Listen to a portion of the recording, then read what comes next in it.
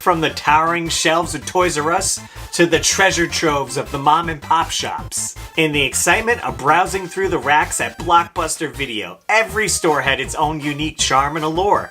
Well, join me as we reminisce about the sights, sounds, and sheer joy of exploring these gaming havens. What's going on, everyone? I'm Russ Lyman, and this is Rob. Can't wait to dive into this topic of these stores of the past. I know, there's so many great ones to talk about, so let's get into our topic. Gaming stores of the past. Tuesday. Now, there certainly were plenty of options to go to stores and get video games back in the day, but one that kind of stands out in my mind is rent-to-own stores, like these rent-a-centers. What the heck is a rent-to-own store? It's a store you would go in and pay monthly on an item until you paid it off. You actually end up paying more for that item, but if you only want to pay $30 a month, it's an easy way to get a new TV or couch. But here's a story on that. I remember going in there with my dad.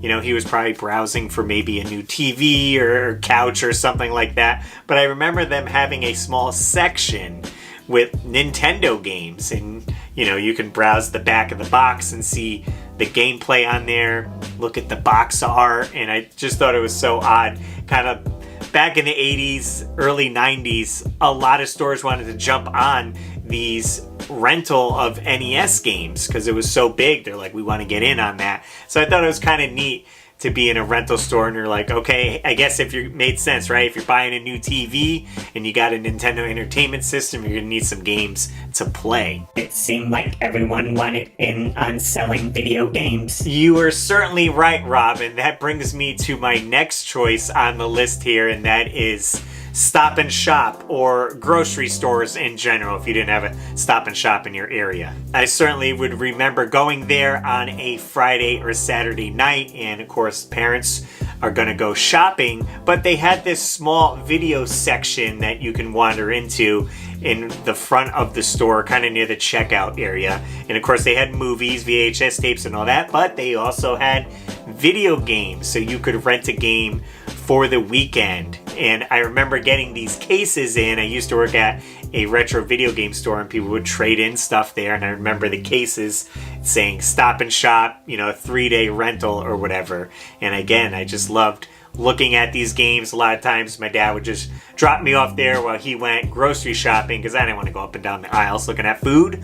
I wanted to look at video games. What are the new Nintendo games that the grocery store had in stock? And again, hit or miss, because which ones were rented out. You know, maybe you were looking for Mega Man or Simon's Quest. You were playing it last week. You wanted to rent it again, and it was out. So they had a small section of video games, and you had to choose one for the weekend, and hopefully you chose right. Clean up on aisle nostalgia. And of course, I have to mention the mom and pop shops out there renting and selling video games. There certainly was a ton, so I can't distinctly remember one store that I went to, but just to discuss them in general. Again, with my experience, I grew up and my parents were divorced, so on weekends I would go visit my dad. So I'd get dropped off and dad would bring me to a video rental store. He would get a movie, usually a horror movie, and I would pick out, well, a Nintendo game. For the most part, I don't think I was renting Sega because I had my Nintendo at his house. So we were getting an NES game for the weekend, and I definitely remember browsing the shelves, the wire racks that they had with these cover arts, and even sometimes, it's sad to look at now, but they would have these hanging on the shelf here. Here's Friday the 13th that is laminated, and it has that rental price right in there at $10. You get the back cover as well, so it's this way easier to flip through what games you wanted to rent for the weekend. Now, this actually came from a local store called Video 7, which I'm probably showing some B-roll footage of. I am working on a video of me going there. I went there quite some time ago. So much footage to go through, and I love to make a great video for you guys, so I'm taking my time on it. So subscribe if you're not already so you don't miss that awesome video when it comes out. You won't want to miss this or the new list videos we do every week. On to the next store. So I had two big box stores near me that I would go to check out new video games. First one being Sears. Now, I have a fun little story that I put together for my buddy 8-Bit Glitch 79 back when he was doing a Christmas special. I want to show you guys that clip. So there is snow on the ground even though we're not in winter, but it's a great story.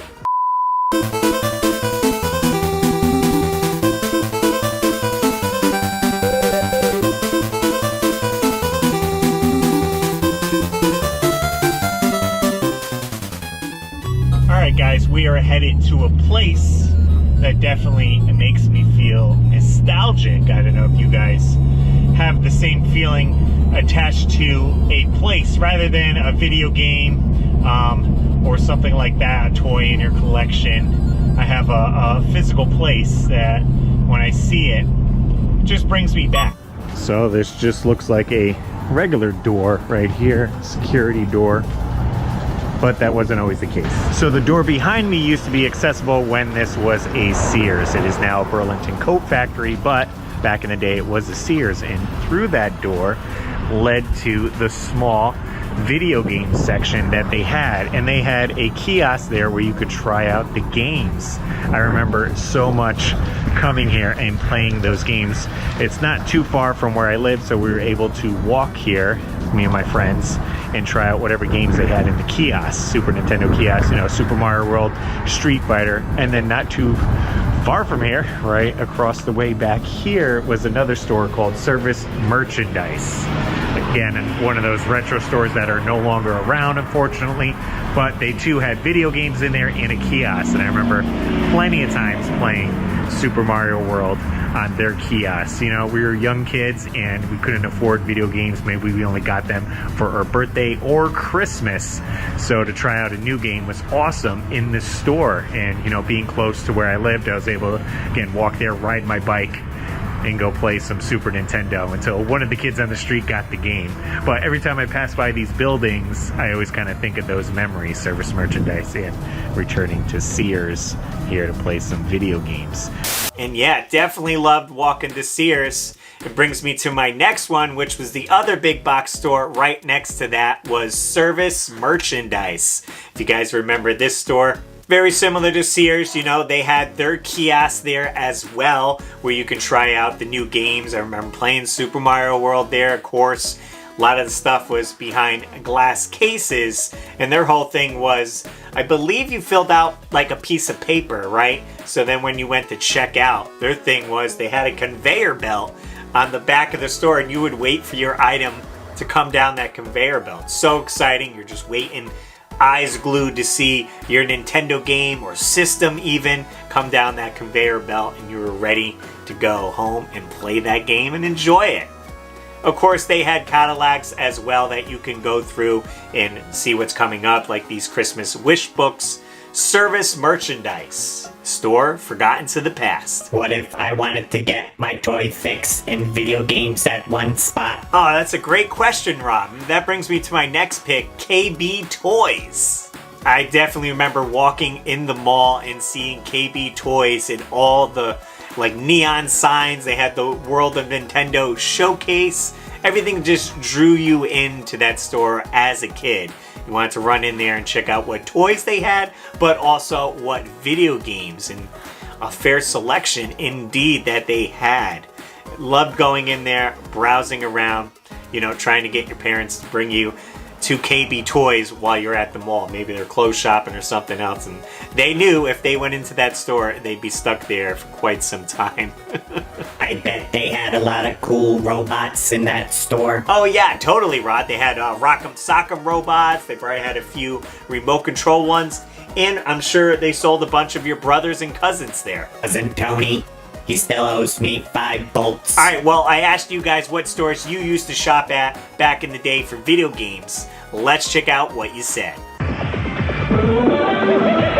Mike73X99 says, back in the day, KB, Bradley's, and Toys R Us. Then all the mom and pop stores. Will Knox says, Record Town, which FYE bought out, I think. KB, Funkoland, and Toys R Us. Jeffrey says, mostly Child World, KB, and Funkoland, but also sometimes use mail order. Miggy Miesta says, usually Target or Funkoland. Ben Waterfall says, local video store and KB's. Retro Cart Collector says, most of my video games came at Christmas through the Sears Christmas Wish Book. I would spend hours and hours looking at the games in those books leading up to Christmas morning, just hoping I would get 1 or 2 under the tree. I remember circling Chrono Trigger in a wish book and being so excited when I got it. Great memory. Steve V's Man Cave Arcade says Walmart was the main spot I would get video games back in the day. Also, EB Games, which was GameStop in Canada. I didn't know that. There was a flea mart that would happen every Sunday in my town that we would go to back in the mid to late 90s that had some video games for sale. Atari, NES, SNES, Sega, Game Boy, etc. Got so many great deals on some classic games I still own today. Richard Mincy says, back when the original Xbox was phasing out, I used to get my mom to pick me up old Xbox rental games from Hollywood Video. That's how I found out about Time Splitters, Future Perfect, and Gladius. I also used to go to Rhino Video Games and pick up old Dreamcast games before they got bought out by GameStop. DJ Python Sectotic says, little family-owned video stores. When NES games were being replaced with new, the older would be marked down to dirt cheap. Keep an eye out at flea markets and yard sales. But word of mouth that you're the video game guy is always the best deals. Back in the day, that is. Nowadays, good luck. And finally, Plurge and Splurge Thrifting says, the nostalgia vibes right now. Take me back. I definitely scored a lot of my retro games on the cheap from Blockbuster Video with birthday or allowance money. I remember scoring Pocky and Rocky for Super NES, complete in box for $6.99, way back in the mid to late 90s. I'd say I also got a fair share from local department stores where I lived in eastern central Massachusetts, like Ames, Caldors, and Child World, to name a few. Unfortunately, those last 3 went belly up by the mid to late 90s where I lived, so Toys R Us and KB were the only other options until they also went out of business. As a kid, nothing was more satisfying than going to the store to pick out a Nintendo game. Take it back home to play it, that was all mine. I didn't have to rent or borrow it or return it. Simple, but amazing times. Man, that certainly brought back a lot of memories of shopping for games. And speaking of shopping, if you guys want to support the show, I just got this new t-shirt in. It's a play off of Play It Loud, the Game Boy design. You can purchase it with the link in the description down below or on screen. These shirts look real sweet. Check out our other designs too. Receiving transmission.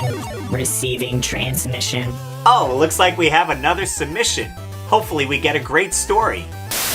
One thing that people may not realize or appreciate about the retail shopping experience is that whenever I would go to the store or a customer would go to the store, you would go looking for a particular item, but one of the things that's fun is just browsing. In fact, I think that's one of the things that we love about conventions is going and browsing and just seeing what's there and being surprised and going, oh, I want to get that. When you have online shopping, the main important thing about online shopping is convenience. I don't have to drive to the store, look around, be disappointed if it's not there, which to be fair was kind of a frustrating experience, especially for a very popular item that was sold out. But there's something about going and just looking around, especially at old game stores, because the inventory was so hard to predict. And so at the time, Games for Less in Fullerton, California, one of my favorite local stores, they were my go-to spot for boxed and sealed Nintendo 64 games. Now, about 10 or so years ago, even before that, when I would go, $19.99 was the cost of a brand new sealed Nintendo 64 game.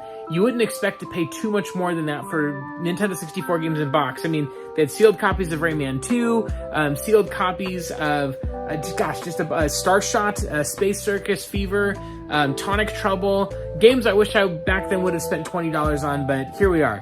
Nonetheless, one of the things that I loved about Games for Less was their store was humongous and there was inventory everywhere. It was, it's hard to explain the massive sort of size of the store, and then there was a whole back room as well. At that time, I would go and I would just maybe once every month or two treat myself to a boxed Nintendo 64 game, sealed or in box. I'll show you a couple of those right now. The first one is this. They had piles of Ready to Rumble boxing just sitting behind the counter, and these were $20 at the time, and I asked them, would you do 2 for $30, and they did. You can still see the Games for Less sticker right there at the top, and here at the bottom too, just the generic sticker. I'll probably never open these because playing these games is best on the Sega Dreamcast, not on the Nintendo 64, And there is something that, makes my heart happy to see these games in box with that Games for Less sticker. And this isn't one of those, gotta grade them kind of games. So it's kind of in that weird spot where I don't really want to sell them. The sticker here is more valuable to me than anything else. The other one is this game, Rocket Robot on Wheels. Now there's an unfortunate dirt stain here, but at the time, this was, I think, about $45 complete in box. And I remember thinking, oh, that's just really expensive. I don't know if I want to get that. But I hadn't seen Rocket Robot on Wheels anywhere, complete in box, new, or anything. And it was at a time when I was really starting to get into collecting for the Nintendo 64 library beyond what I got during the console's original release cycle. So I thought, you know what, I'll get it. It's more than I normally would spend, but I don't really see this game ever. And truthfully, since that time, I have not found this game anywhere, complete in box, new, sealed, anything. Even at conventions, maybe every once in a while you might see one of these pop up, but I truthfully, nothing comes to mind of being able to see it. I've seen Clay Fighter Sculptor's Cut more at conventions than I have Rocket Robot on Wheels. It's a great platforming game. Many would say it's one of the hidden gem games on the Nintendo 64. Maybe one day I'll be able to upgrade this box into one that's slightly cleaner, but truthfully, other than the dirt stain, it's in pretty good shape overall, and I'm quite happy with being able to have this one in the box. Those are some of my memories from Games for Less in Fullerton, California. They also had a Santa Ana, California location. Love to go there, and thanks, Russ, for having me be a part of the channel. I am thrilled to be on it, and I'm stumbling over my words. Going this way. Wow, I just love stories like that. Thanks so much for sharing with us, Mort. Okay, now on to our top 3 stores. And coming in at number 3... Number 3! Going to Funkoland was such a core memory growing up, for sure. I love that they had little stations set up so you can try the game out in store instead of just relying on what the back of the box said or looked like with the gameplay footage that they showed. Sometimes you're like, I don't know how this game would play. So they give you, 5 or 10 minutes to give it a go, and then you can purchase it if you want. I do still have some of these cool Funkoland dust sleeves that came in different colors, which is really nostalgia. I'm glad I got these. These are cardboard, so sometimes you see these at eBay auctions or maybe at game conventions. Red, yellow, orange, green, and we also got a blue one as well. But the one thing everyone remembers, the Funkoland price sheet. They would send these out in the mail, and you can see what games that they had and what they were paying for them or how much they cost, essentially. And I remember taking these with my friends and circling a whole bunch of the games. A lot of times we would circle all the cheap games because obviously we didn't have a lot of money. So it's like, all right, I got $10. What games could I get from Funkoland? Value of trade-in varied between 10 cents and $55. Funkoland changed the offered prices for games twice a month, much like the stock market does for commodities. So this one that I have is from March 1995. I wonder how much I was worth to Funkoland. Oh, good question, Rob. Let's see if you're in here.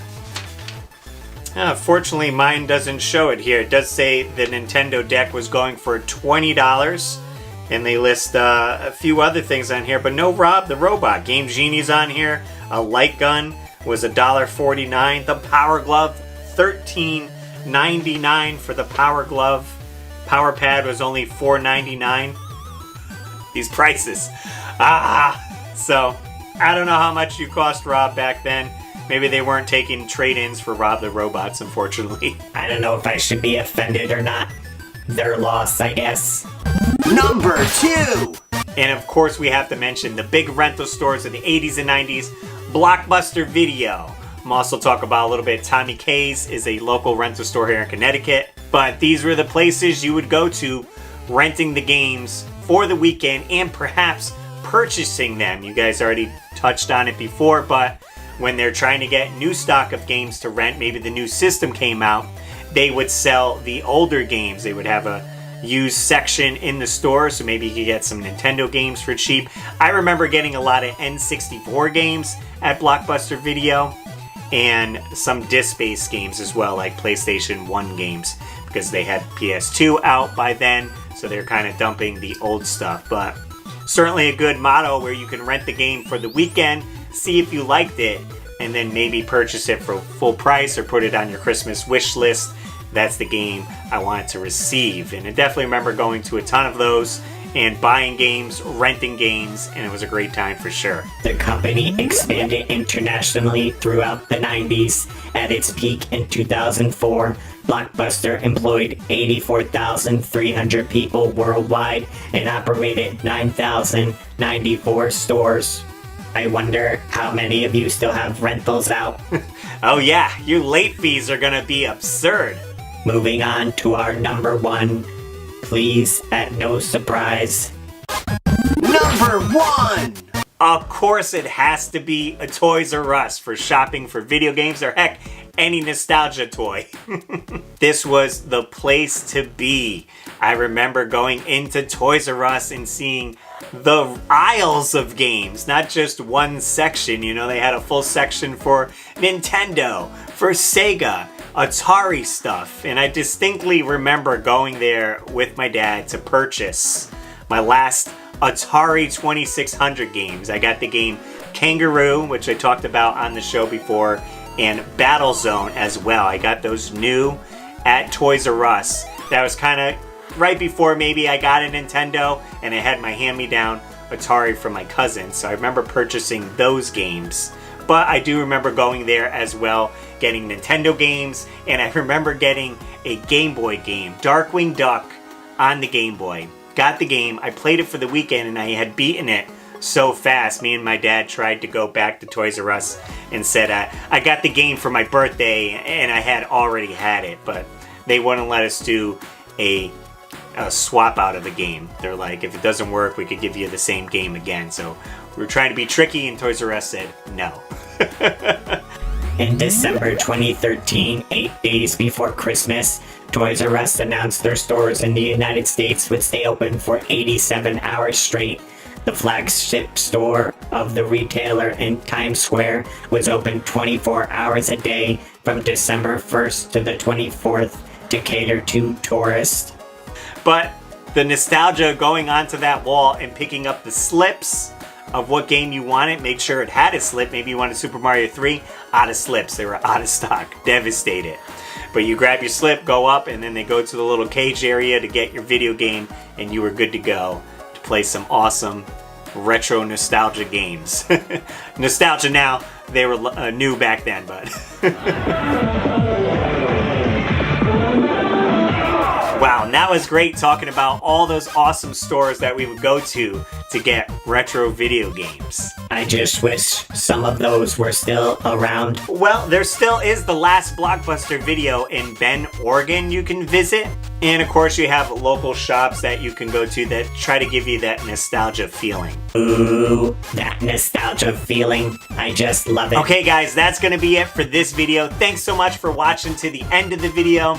Please subscribe or hit the thumbs up button. It really helps out these videos. Every time you hit the thumbs up button, I get closer to getting paid. And if you guys want to dive more into my collection of retro games, here's a video checking out my most expensive NES games.